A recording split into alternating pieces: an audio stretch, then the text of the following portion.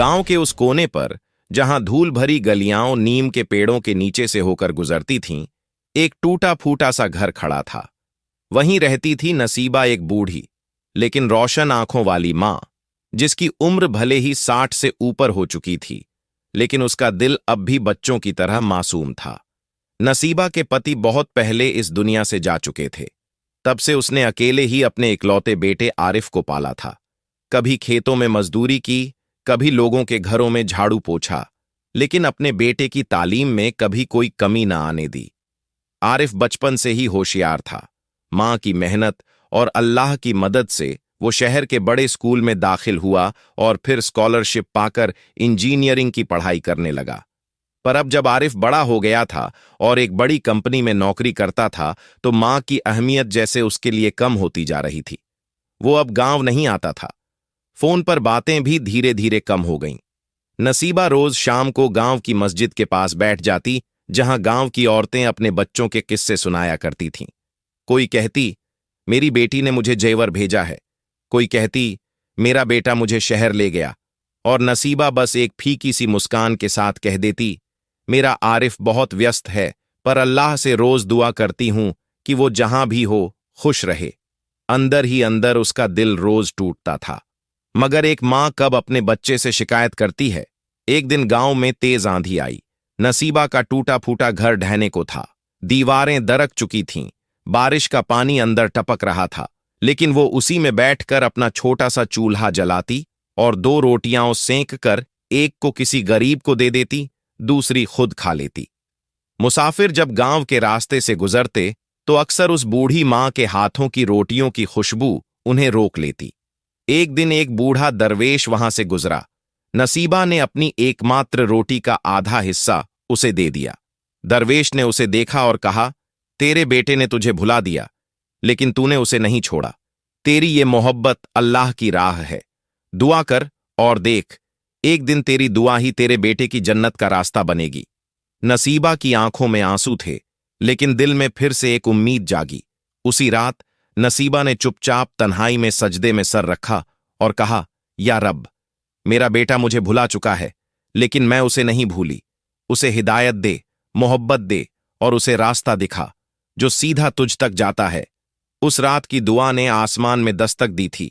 शहर की बड़ी सड़कों पर तेज रफ्तार कारें, होर्डिंग्स पर चमकते चेहरे और रात के समय भी जगमगाती रोशनी, यहीं अब आरिफ की दुनिया थी।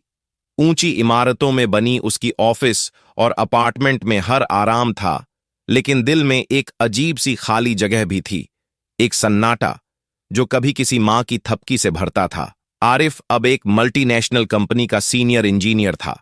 लाखों की तनख्वाह, ऐशो आराम की जिंदगी, मगर दिल में चैन नहीं। दोस्तों की महफिलें, बड़ी बड़ी पार्टियां, ये सब कुछ तो था, पर जब वो अकेला होता तो एक आवाज अक्सर उसके कानों में गूंजती थी, आरिफ बेटा, खाना खा लिया? बेटा, गरम कपड़े पहनना, ठंड बढ़ गई है। बेटा, जब भी वक्त मिले एक बार घर आ जाना। वो झुंझलाकर मोबाइल साइलेंट कर देता और सोने की कोशिश करता, मगर वो आवाजें अब उसके सपनों में आने लगी थीं। एक दिन ऑफिस में एक बड़ी प्रेजेंटेशन थी। आरिफ ने खूब मेहनत की थी, मगर अचानक उसका लैपटॉप क्रैश कर गया। सारा डेटा चला गया। बॉस ने गुस्से में कह दिया, if you can't handle pressure, maybe you are not fit for this level. उस दिन पहली बार आरिफ ने ऑफिस के बाद अकेले एक पार्क की बेंच पर बैठकर आसमान की तरफ देखा। बचपन में मां उसे यही आसमान दिखाकर कहती थी, जो चीज यहां नहीं मिलती वहां ऊपर अल्लाह के पास मिलती है, उससे मांगो। आरिफ की आंखें भर आईं। उसने पहली बार इतने बरसों बाद सर झुकाया और बेमन ही सही एक दुआ की तरह कहा, अगर कहीं तू है तो मुझे सुकून दे, मुझे रास्ता दिखा। उसी रात वो अपने अपार्टमेंट लौटा तो देखा, डाइनिंग टेबल पर रखे खाने में नमक ज्यादा था। नौकर से गुस्से में पूछा, ये क्या है? खाने लायक भी नहीं। और फिर अचानक जैसे जहन में कोई ताला खुल गया, उसे याद आया जब मां भीगी लकड़ी से चूल्हा जलाकर रोटियां सेंका करती थी और एक बार गलती से ज्यादा नमक डाल बैठी थी और आरिफ ने कहा था, कितना घटिया खाना है ये। मां की आंखें भर आई थीं, मगर उसने कुछ नहीं कहा था, बस दूसरी रोटी सेंकने चली गई थी। उस रात आरिफ फूट फूट कर रोया। सुबह होते ही उसने पहली बार मां को फोन किया। फोन की घंटी सुनकर नसीबा के कांपते हाथों ने जब मोबाइल उठाया तो उस तरफ से आवाज आई, अम्मी, मैं घर आना चाहता हूं, अगर आप इजाजत दें तो। नसीबा की आंखों से जो आंसू गिरे वो साक्षी थे उस दुआ के जो सजदे में मां ने मांगी थी। सालों बाद पहली बार आरिफ ने अपने ऑफिस के मैनेजर से एक लंबी छुट्टी की गुजारिश की। वो जो कभी छुट्टियां लेने में झिझकता था, अब बस एक ही बात कहकर फॉर्म जमा कर आया, मां के पास जाना है। और इस बार देर नहीं करनी। ट्रेन का टिकट बुक करवाया गया, सामान समेटा और फिर अपने आलीशान अपार्टमेंट से निकलते हुए उसने एक बार पलट कर देखा, वो सब कुछ जो उसने कमाया था, लेकिन जिसमें एक मां की दुआ की खुशबू नहीं थी। ट्रेन की खिड़की से बाहर देखता आरिफ जैसे खुद को ढूंढ रहा था। हर स्टेशन पर उतरते लोग, अपने गांवों की तरफ भागते बच्चे और गठरी उठाए बुजुर्ग, सब उसे उसकी मां की याद दिला रहे थे। उसी ट्रेन में एक बुजुर्ग औरत बैठी थी, शायद नसीबा जितनी ही उम्र की। उसने धीरे से पूछा, बेटा, कहाँ जा रहे हो? आरिफ ने मुस्कुराकर कहा, मां के पास। बहुत दिनों बाद। वो औरत मुस्कुरा दी, खुशकिस्मत हो जो अब भी तुम्हारी मां तुम्हारा इंतजार कर रही है। हम जैसे बहुतों के लिए तो बस यादें ही रह जाती हैं। आरिफ के चेहरे पर कुछ पिघला, दिल भारी हो गया। उसने वहीं बैठे बैठे एक चिट्ठी लिखनी शुरू की। मां के नाम, अम्मी, मुझे माफ कर दीजिएगा, मैंने बहुत देर कर दी। आपके इंतजार की उम्र लंबी थी, इसलिए मैं अब भी आपका बेटा कहलाने लायक हूं। जब आपके हाथों की बनी रोटियां याद आती हैं तो शहर के सबसे बड़े होटलों की डिश भी फीकी लगती है। आपसे मिलने आ रहा हूं, और इस बार हमेशा के लिए, आपका। आरिफ उधर गांव में नसीबा सुबह से ही आंगन बुहार रही थी। घर की टूटी दीवारें पोंछ रही थीं, पुराने पर्दों को धोकर डाल रही थीं, जैसे कोई बहुत बड़ा मेहमान आने वाला हो। पड़ोस की खाला ने पूछ लिया, क्या हुआ बहन नसीबा, आज बड़ी रौनक है घर में? नसीबा ने मुस्कुराकर कहा, आरिफ आ रहा है, मेरा बेटा। मेरे सजदे की मंजूरी बनकर उसकी आंखों में वो रोशनी थी जो सिर्फ मां की मोहब्बत में होती है। शाम ढलने लगी थी, सूरज गांव के पेड़ों के पीछे छिप रहा था, और उसी वक्त गांव की मिट्टी से लिपटा एक लड़का, यानी आरिफ, स्टेशन से उतरकर पैदल ही घर की ओर बढ़ रहा था। पांव कांप रहे थे, दिल तेज धड़क रहा था, और आंखों में उस दरवाजे की तस्वीर थी जहां से एक मां हर रोज बेटे के लौटने की उम्मीद में देखा करती थी। दरवाजा खुला और आंगन में खड़ी नसीबा ने जैसे वक्त को रोक दिया। आंखों ने जो देखा, दिल ने उसे पहचाना। आरिफ। उसने दौड़कर बेटे को सीने से लगा लिया। आंसू, आहें, मोहब्बत, सब कुछ उस एक लम्हे में समा गया। आरिफ बस एक ही बात कह सका, अम्मी, देर हो गई, मगर अब कहीं नहीं जाऊंगा। नसीबा ने सिर्फ इतना कहा। मेरी दुआ अब पूरी हुई। गांव में सुबह की हवा कुछ और ही थी। मिट्टी से उठती भीनी खुशबू, मस्जिद की अजान की गूंज, और उस पुराने आंगन में बैठी एक मां जो अब मुस्कुरा रही थी। उसके पास अब उसका बेटा था। आरिफ उठते ही मां के पैरों में झुका। अम्मी, अब ये घर फिर से आबाद होगा। आप जो चाहेंगी वही होगा। नसीबा ने उसके सिर पर हाथ रखा और कहा, बेटा, मुझे बस तू चाहिए, बाकी सब तो अल्लाह का इनाम है। आरिफ ने गांव में रुकने का फैसला कर लिया। उसने कंपनी को मेल लिखकर अपनी नौकरी छोड़ दी। दोस्तों ने, ऑफिस वालों ने, सबने कहा, इतनी बड़ी पोस्ट, इतना पैसा, तू क्या करेगा गांव में? लेकिन आरिफ अब जवाब दे चुका था, मैं अब वहां रहना चाहता हूं जहां मेरी मां की दुआ है। गांव में ये खबर आग की तरह फैल गई। आरिफ वापस आ गया है। वो शहर छोड़कर आया है, अपनी मां के लिए। लोग पहले हैरान हुए, फिर धीरे धीरे सम्मान से देखने लगे। बच्चे उसे देख मुस्कुराते, बूढ़े दुआएं देते, और औरतें कहतीं, काश हमारे बच्चे भी ऐसे हो जाते। एक दिन नसीबा खांसी से बहुत परेशान थी। घर की हालत भी ठीक नहीं थी, छत टपकती थी और दीवारें सीलन से भरी थीं। आरिफ ने मां से कहा, अम्मी, अब हम घर ठीक कराएंगे, लेकिन सिर्फ अपने लिए नहीं, इस गांव के और उन मां बेटों के लिए भी जिन्हें कोई सहारा नहीं है। नसीबा ने हैरानी से पूछा, क्या मतलब बेटा? आरिफ ने मुस्कुराकर कहा, मैं एक दुआ घर बनाना चाहता हूं जहां बूढ़ी माएं रहें जिनके बेटे उन्हें छोड़ गए। मैं उनके लिए बेटा बनूंगा। और फिर शुरू हुआ एक नया सफर। आरिफ ने गांव की पंचायत से इजाजत ली, जमीन खरीदी, पुराना गोदाम बनवा लिया, गांव के लड़कों को रोजगार दिया, कोई ईंटें ला रहा था, कोई सीमेंट, कोई रंग, और कुछ ही हफ्तों में वहां एक छोटा सा लेकिन साफ सुथरा सेंटर खड़ा हो गया। दुआ घर, माँओं का आशियाना। जब पहली माँ उस घर में आई, कांपती आंखें, टूटी उम्मीदें, आरिफ ने खुद उसके पैर धोकर कहा, अब आप अकेली नहीं हैं अम्मा, ये आपका घर है। और उस दिन नसीबा ने पहली बार अल्लाह के सामने सजदा करते हुए कहा, या रब, तूने मेरे बेटे को सिर्फ लौटाया नहीं, उसे तेरा रास्ता दिखा दिया। जहां एक मां की दुआ ने सिर्फ एक बेटा नहीं बदला, बल्कि पूरे गांव की किस्मत बदलनी शुरू कर दी। गांव में अब सुबह कुछ और होती थी। पहले जहां सिर्फ पक्षियों की चहचहाहट होती थी, अब वहां एक नई आवाज गूंजने लगी थी। बेटा, ये चाय तो बिल्कुल वैसी है जैसे मेरा नज़्मा बनाती थी। अम्मा, अब रोज सुबह दवाइयां मिलेंगी, चिंता मत करो। यह दुआ घर अब सिर्फ एक इमारत नहीं था, बल्कि वो पनाहगाह बन चुका था जहां तन्हा माएं, जिन्हें समाज और अपनों ने भुला दिया था, फिर से जीना सीख रही थीं। आरिफ हर सुबह नसीबा के साथ वहां जाता। उसके पास एक रजिस्टर होता। हर मां की जरूरतें, उनकी दवाइयां, उनका खाना, उनके दर्द, सब उसमें लिखा होता। और दिल में लिखा होता सिर्फ एक जुमला, मां की दुआ से शुरू किया। अब हर मां की दुआ लेनी है। एक दिन एक बूढ़ी मां, जिनका नाम शमशाद बी था, आरिफ के सामने फूट फूट कर रोने लगी। बेटा, 5 बेटे हैं मेरे, एक भी पीछे मुड़कर नहीं देखा। तुझे अल्लाह सलामत रखे जो तूने हमें इंसान समझा। आरिफ ने उनके कांपते हाथ थामे और बस इतना कहा, अब मैं ही आपका बेटा हूं। जो अपने मां बाप को छोड़ दे, वो खुद ही सबसे ज्यादा खो जाता है। धीरे धीरे गांव और आसपास के इलाकों में दुआ घर की चर्चा होने लगी। स्थानीय मदरसे के बच्चे भी वहां सेवा करने आने लगे। डॉक्टर हफ्ते में 2 बार चेकअप के लिए आने लगे। गांव की औरतें खाना बनाने में मदद करने लगीं। और फिर जो सबसे बड़ा बदलाव आया, वो था लोगों की सोच में।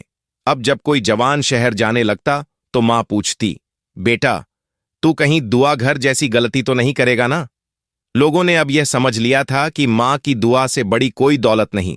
आरिफ की जिंदगी अब मुकम्मल लगती थी, लेकिन उसके अंदर एक बात अभी भी खटकती थी।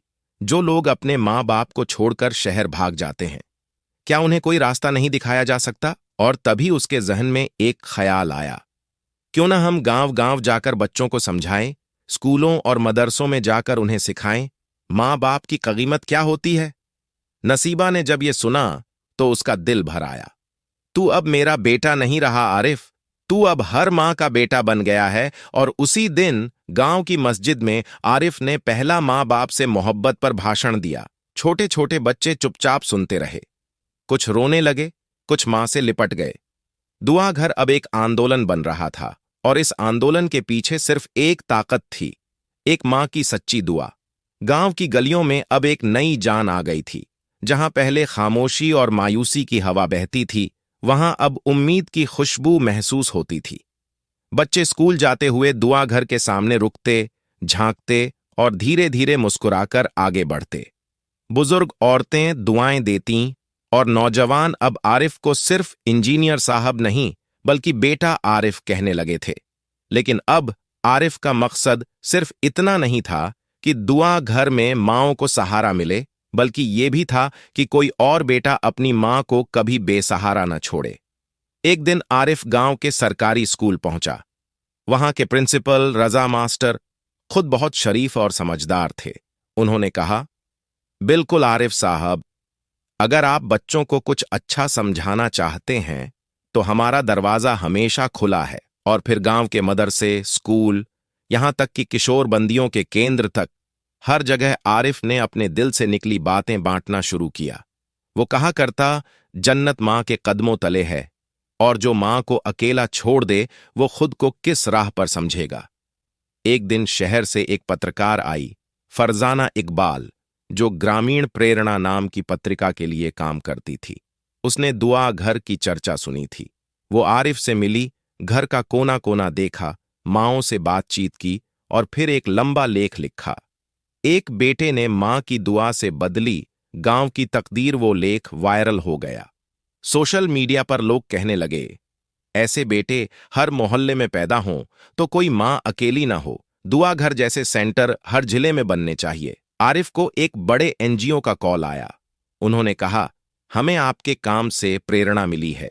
क्या आप हमारे साथ मिलकर देश भर में दुआ घर की शाखाएं खोलना चाहेंगे? आरिफ चुप रहा कुछ पल। फिर उसने कहा, मुझे शोहरत नहीं चाहिए, बस ये यकीन दिलाइए कि आप हर मां को इज्जत और मोहब्बत देंगे, फिर मैं आपके साथ हूं।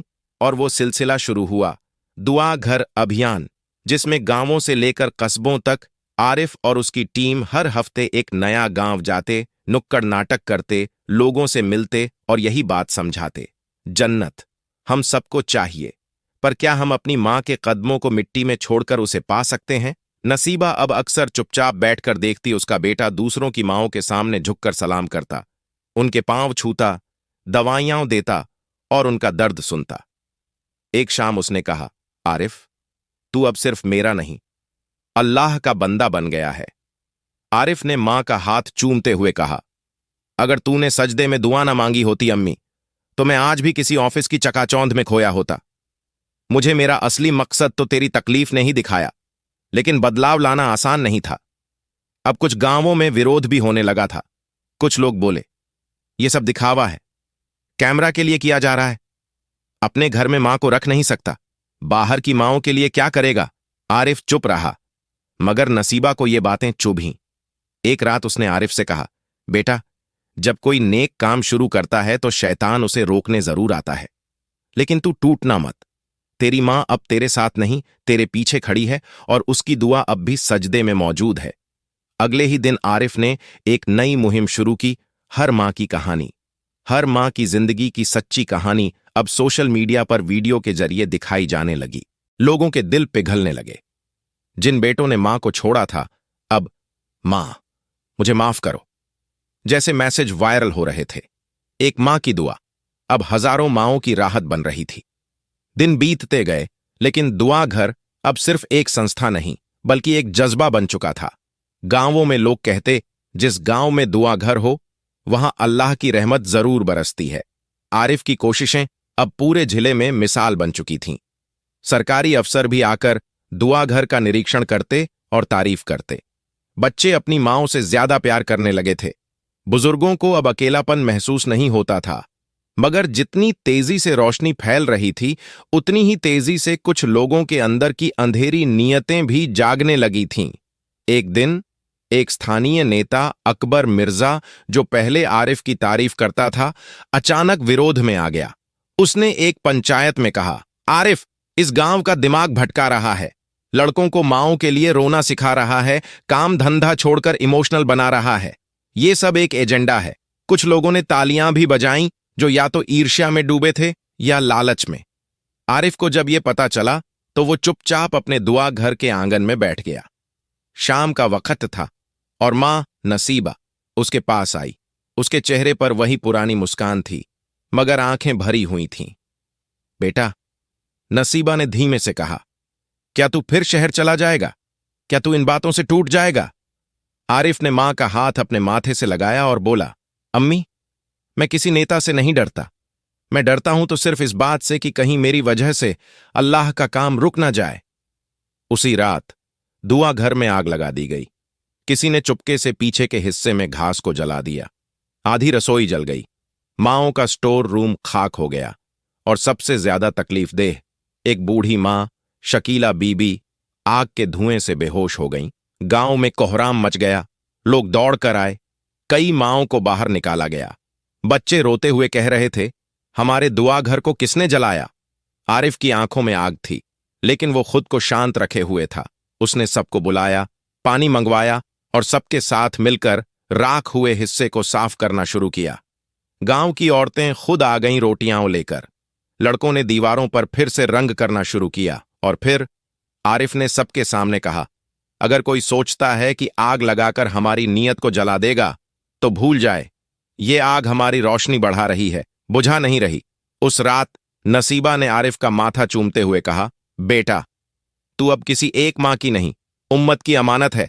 ये अल्लाह की राह है, इसमें रुकना मना है। इस हादसे के बाद मीडिया एक बार फिर एक्टिव हो गया। चैनलों पर चला। गांव में मांओं का घर जलाया गया, लेकिन बेटा नहीं जला। लोगों ने चंदे दिए। आसपास के गांवों से लोग आकर मदद करने लगे। और अगले ही हफ्ते दुआ घर की जगह अब दुआ विलेज बन चुका था। हर माँ के लिए एक कमरा, एक बाग जहां वो ताजगी महसूस करें, और एक मस्जिद जहां से हर अजान मोहब्बत का पैगाम हो। आरिफ अब थकता नहीं था। वो कहता, ये आग मेरे दिल में नहीं लगी, ये तो मेरी राह में रोशनी बनकर आई है। दुआ विलेज अब महज एक सेवा केंद्र नहीं, बल्कि इबादतगाह बन गया था। हर सुबह माँओं की दुआओं से हवा महकती थी और हर शाम बच्चों की आवाजों से आंगन गुलजार रहता था। गांव अब बदल चुका था, लोगों की सोच में नरमी थी और माँओं के चेहरे पर संतोष। लेकिन जैसे ही कोई नेक रास्ता पकड़ता है, इब्लीस कहीं न कहीं एक कांटा जरूर फेंकता है। एक दिन गांव में एक नई लड़की आई, फिरदौस, जो कि एक सोशल वर्कर थी। उसने आरिफ के काम से प्रेरित होकर अपनी सेवाएं देने की पेशकश की। मैं हर गांव में जाकर लोगों को सिखाना चाहती हूं कि माँ बाप की अहमियत क्या है। अगर आप इजाजत दें तो मैं आपके साथ रहकर सीखना चाहती हूं, फिरदौस ने शालीनता से कहा। आरिफ ने मुस्कुराकर सिर हिलाया। यह काम करने के लिए दिल साफ और इरादा मजबूत चाहिए। अगर तुम्हारे पास ये दोनों हैं तो तुम्हारा स्वागत है। कुछ हफ्तों तक सब कुछ अच्छा चला। फिरदौस दिन में बच्चों को पढ़ाती, बुजुर्ग महिलाओं की देखभाल में हाथ बटाती और शाम को आरिफ के साथ बैठकर प्लानिंग किया करती। लेकिन इस बढ़ती नजदीकी को लेकर गांव में फुसफुसाहटें शुरू हो गईं। वो लड़की हर वक्त आरिफ के साथ दिखती है, कहीं ये सब दिखावे का हिस्सा तो नहीं? क्या नसीबा भी को इस बारे में पता है? आरिफ तक बातें पहुंची, लेकिन उसने अनदेखा किया। उसके लिए मकसद बड़ा था, बातें छोटी। पर नसीबा ने यह सब महसूस कर लिया। एक शाम उसने आरिफ को बुलाया और धीरे से पूछा, बेटा, तू जो कर रहा है, क्या उसका नियत पाक है? आरिफ ने मां के हाथ थामकर कहा, अम्मी, मेरा दिल गवाही देता है कि जो कुछ कर रहा हूं उसमें अल्लाह की रजा है। हां, फिरदौस नेक है, लेकिन मैं सिर्फ उसकी मदद का कद्रदान हूं, और कुछ नहीं। नसीबा ने बेटे की आंखों में देखा और कुछ देर चुप रही। फिर बोली, अगर वो लड़की तुझे नेक रास्ते में साथ दे रही है तो उसकी इज्जत तेरे हाथों में अमानत है। याद रख, इम्तिहान सिर्फ नीयत से पास होते हैं, कामयाबी से नहीं। लेकिन गांव में एक और तूफान खड़ा हो गया। अकबर मिर्जा और उसके साथियों ने अफवाहें फैला दीं कि दुआ घर अब दुआ नहीं, दिखावा है। वहां रिश्ते बनते हैं, इबादत नहीं। उन्होंने सोशल मीडिया पर एडिटेड वीडियोस डाले, अखबारों में झूठी खबरें छपवाईं, दुआ विलेज को बदनाम करने की साजिश रची। आरिफ पर सवाल उठे। चंदा देने वालों ने फोन करना बंद कर दिया। सरकारी फंडिंग रोक दी गई। लोग फिर से सोचने लगे, क्या सचमुच आरिफ बदल गया है? माँओं की आंखों में डर लौट आया। बच्चे सहमने लगे। आरिफ ने फिर एक बार सबको बुलाया एक मैदान में, गांव के सब लोगों को। नसीबा बगल में बैठी थी, फिरदौस पीछे खड़ी थी। आरिफ ने सबके सामने कहा, मैंने कभी मां के साए से बाहर निकलकर किसी और की मोहब्बत को अपनी राह नहीं बनने दिया। फिरदौस मेरे साथ थी, क्योंकि उसका मकसद वही था जो मेरा था। अगर मेरी नीयत पर शक है तो मैं दुआ घर छोड़ देता हूं, लेकिन माँओं की सेवा कभी नहीं छोड़ूंगा। भीड़ खामोश थी। फिर अचानक नसीबा उठी और कहा, जो बेटा हर माँ को अपनाता है, उस पर इल्जाम लगाने से पहले अपने दिल से पूछो, क्या तुमने कभी अपने माँ बाप की उतनी कद्र की है जितनी उसने की? भीड़ में एक बुजुर्ग माँ, शकीला बीबी, आगे आईं। उन्होंने कांपते हुए कहा, अगर आरिफ यहां से चला गया तो हम सब फिर से बेसहारा हो जाएंगे। फिर भीड़ से एक आवाज आई, माफ करो बेटा, हमें गलतफहमी हो गई थी। अगले दिन सरकारी टीम ने जांच की। फिरदौस ने सारे झूठे आरोपों के खिलाफ सबूत दिए और आरिफ को न केवल निर्दोष ठहराया गया, बल्कि दुआ विलेज को राष्ट्रीय स्तर पर मानवता सेवा सम्मान देने की सिफारिश भी की गई। वापस लौटकर नसीबा ने बेटे के माथे को चूमा और कहा, आज तू फिर इम्तिहान में पास हुआ है, और ये वो इम्तिहान था जो अल्लाह अपने खास बंदों से ही लेता है। विलेज अब एक ऐसी जगह बन चुका था जहां मोहब्बत सांस लेती थी और इंसानियत मुस्कुराती थी। आरिफ ने अपनी जिंदगी एक ही काम में लगा दी थी, माँओं की सेवा। हर हफ्ते नए गांवों में कैंप लगता, बुजुर्गों को इज्जत और बच्चों को तरबियत दी जाती। पूरे देश में अब आरिफ मॉडल को अपनाया जा रहा था, लेकिन वक्त को रुकना नहीं आता। एक रात नसीबा अचानक बहुत बीमार हो गई। सांस लेने में तकलीफ, चेहरा पीला और आंखें बुझती हुई आरिफ दौड़ता हुआ डॉक्टर को लाया। मशीनें लगाई गईं, दवाइयां दी गईं, मगर नसीबा ने धीरे से आरिफ का हाथ पकड़कर कहा, बेटा, अब मेरा वक्त आ गया है। मैं तो सिर्फ इस दिन का इंतजार कर रही थी कि तुझे खुदा का बनता देख सकूं। आरिफ की आंखें भर आईं। अम्मी प्लीज ऐसा मत कहो, मैं आपके बिना कुछ नहीं। नसीबा मुस्कुराई। अब तू सबका बेटा है। मेरी दुआ तुझे वहां तक ले जाएगी जहां लोग सिर्फ अल्लाह से मिलने की तमन्ना करते हैं। उन्होंने अपने कांपते होंठों से आखिरी बार कहा, आरिफ, जन्नत तेरे कदमों के नीचे बिछी है, क्योंकि तू मेरी नहीं, हर मां की मोहब्बत बन चुका है। और फिर उनके हाथ ढीले पड़ गए। पूरा दुआ विलेज सन्न था। हर मां, हर बच्चा, हर नौजवान, सबकी आंखें भीगी हुई थीं। मस्जिद में घंटों तक कुरान की तिलावत हुई और उस रात आरिफ अकेले में एक कोने में सजदे में गिर पड़ा। या रब, तूने मेरी मां को अपने पास बुला लिया। अब तू मुझे कभी न छोड़ना। मां की मौत के बाद आरिफ ने खुद को और भी ज्यादा अल्लाह की राह में झोंक दिया। उसने एक वसीयत लिखवाई, जब मैं मरूं तो मुझे मेरी मां की कब्र के बिल्कुल पास दफन करना और दुआ घर को हमेशा उसी तरह चलाना जैसे मेरी मां ने सिखाया। उसने नसीबा ट्रस्ट नाम की एक फाउंडेशन बनाई जिसके तहत देश भर में 114 दुआ घर खोल दिए गए। अब हजारों माएं अपने बेटे का इंतजार नहीं करतीं, क्योंकि उन्हें आरिफ जैसा कोई ना कोई बेटा वहां मिल ही जाता है। एक दिन एक रिपोर्टर ने आरिफ से पूछा, आपने जन्नत कैसे पाई? आरिफ ने सिर्फ एक लाइन कही, एक मां की दुआ और एक बेटे का सजदा, यही है जन्नत का रास्ता। और उस दिन दूर किसी गांव में एक और बूढ़ी मां ने आसमान की तरफ देखा और कहा, या अल्लाह, मुझे भी एक आरिफ दे दे।